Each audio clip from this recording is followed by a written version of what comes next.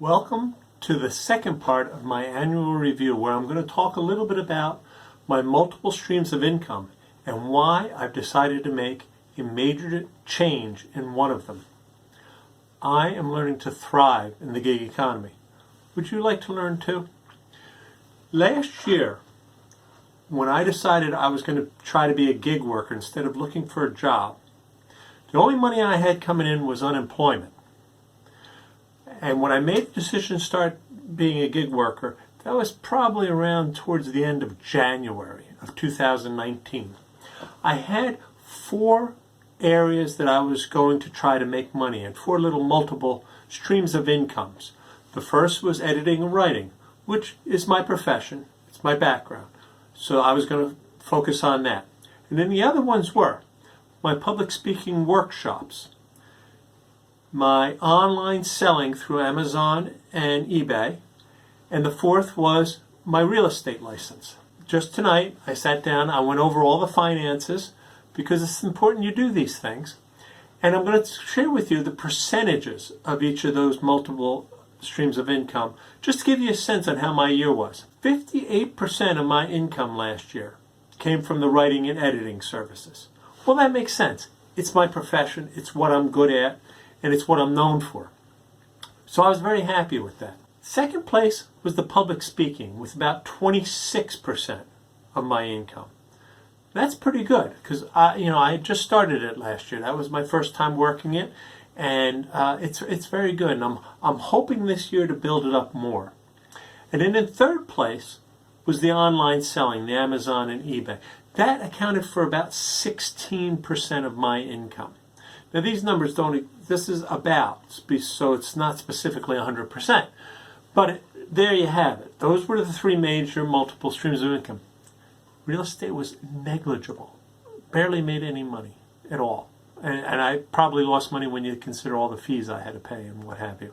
So, with that in mind, I now can guide myself a little bit more this year. What I'd like to do is continue to build the editing and writing service, because that's really where the money is. And then I'm going to try to boost the public speaking workshops.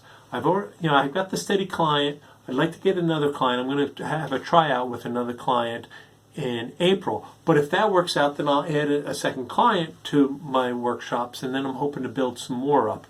And if that starts to build, who knows, the percentages might be a little different. I think the Amazon and eBay stuff is probably going to continue to shrink. It's going to be small. It's always going to be small. The reason why I like the Amazon and eBay stuff is that it is work that I can do when I'm sort of brain dead, after all the editing and what have you, and I just want to work on something mechanical. Yeah, you have to do some thinking when you're pricing stuff and wrapping things and getting into the post office. But the fact of the matter is, it's really kind of not the most intellectually challenging part of my work. So I like to do that at night or on the weekends when I'm a little tired. I find that I can also do it during the holiday season when the editing and the public speaking workshops slow down. That's a good time for me to do a lot of eBay and Amazon. So that's how I'm sort of looking at this year. I've looked at my streams of income, and now I'm starting to plan them. You notice I didn't say a lot about the real estate. This week I went in and I talked to my manager at Weichert, and I said to her, look, I'm just not having a lot of time, because real estate is time intensive. It's not just showing people the open house on Sunday. It's all the follow-up. It's making the phone calls. It's making the connections. It's talking to them about what they want and things like that. And I said, I just don't have time for it. So what she suggested I do this year is continue to do the open houses on Sunday, but then I'm going to partner with somebody who's going to follow up with whoever comes into the open house that I deal with. And that partner is going to continue with the clients.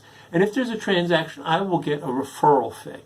And that's the way we're going to try to work it this year, to see if that works. So I'm going to aim for 2 open houses a week so that I can continue to do what I'm doing during the week with the editing and writing and public speaking workshops.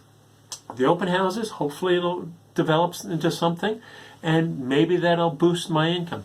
But you know, as a gig worker, you've got to chase the money. You've got to go where the money is. And I think that's a really important lesson I've learned this year. And I'd like to know how you've looked at your annual review, at your annual earnings. Is there something that you figured out you need to change this year? Please put it down in the comments. I'd love to hear from you. And like and share this video. YouTube really would prefer that. And I hope I have other news for you next week.